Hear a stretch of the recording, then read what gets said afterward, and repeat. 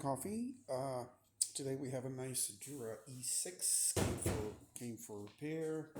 It had a water circuit problem. Also, it was it was dispensing coffee really slow. We fixed those problems together.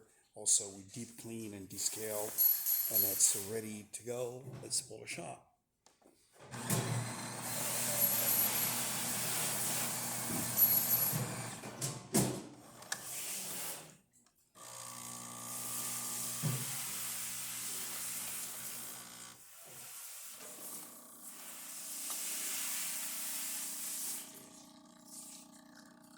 There you go. It's kind of nicely, and see the cream already.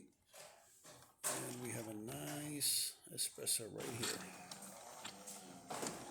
Please come and check our beautiful new variety of machines for sale at the shop, and don't forget to subscribe. Thank you.